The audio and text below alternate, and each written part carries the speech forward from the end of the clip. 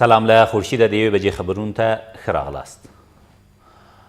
افغانستان او پاکستان د سولې او پیوستون په اړه د افغانستان پاکستان د عمل پلان په اړه نن خپل کار پیل کړ. د هیواد د بهرنیو چارو وزارت د سیاسي چارو مرستیال حکمت خلیل کرزي په دې ناسته کې چې نن په کابل کې ترسره شوه وویل د دغه عمل پلان موخه دا ده چې د دواړو هیوادونو ترمنځ اعتماد جوړونه وشي او پاکستان د افغانستان د جګړې د پای لپاره همکاري وکړي. له دې سره سم په دې ناسته کې د پاکستان د بهرنیو چارو وزارت مرستیاله تهمینه جنجوه وویل له پاکستانه یو پیغام افغانستان ته راوړی او هغه دا ده چې افغانستان د پاکستانیانو لپاره دویم کور دی او د پاکستان دولت به له افغان دولت سره د سولې او امنیت ټینګښت په برخو کې همکاري وکړي.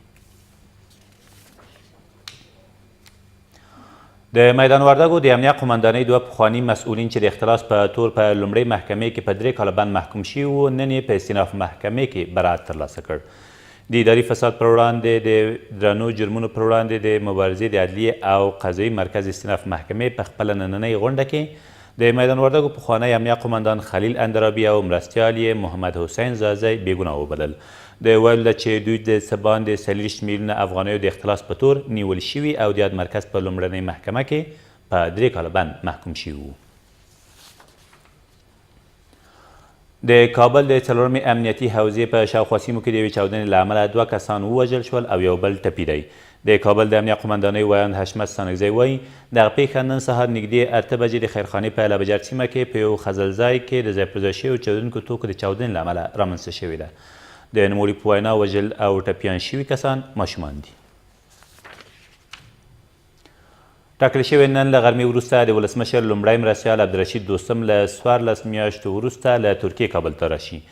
د ولسمشر ویاند وایي ښاغلی دوستم کابل ته په راتګ سره به خپل کار ته ستون شي او د خپلې دوسیې په تړاو به له عدلي او قضایي بنسټونو سره همکاري وکړي.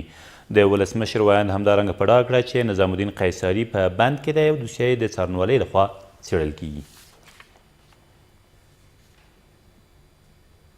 په غزني ښار کې د ګارنیزون نوې قطعه جوړه شوه. د دغه ولایت امنیه قمندان فرید احمد مشعل وایي د پولیسو ملي اردو او ملي امنیت ځواکونو له لوري جوړه شوې قطعه به د ترهګرو په له منځه وړو او د غزني ښار د امنیت ټینګښت په برخو کې اغیزمنه پرېوځي. د نوموړي په وینا دغه قطعه به سیارې ګزمې کوي او د قانون خلاف د ټولو کړنو مخه به ونیسي. او څارګر ملي ادارې په کابل ښار کې ترهګریزو کړنو د ترسره کولو په تور یو کس نیولی دی.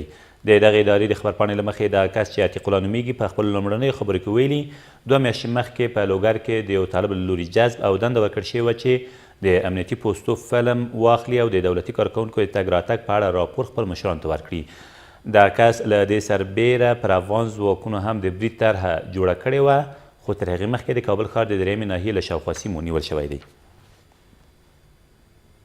دا تر دې مهاله وروستي خبرونه تر بیا مو الله مل.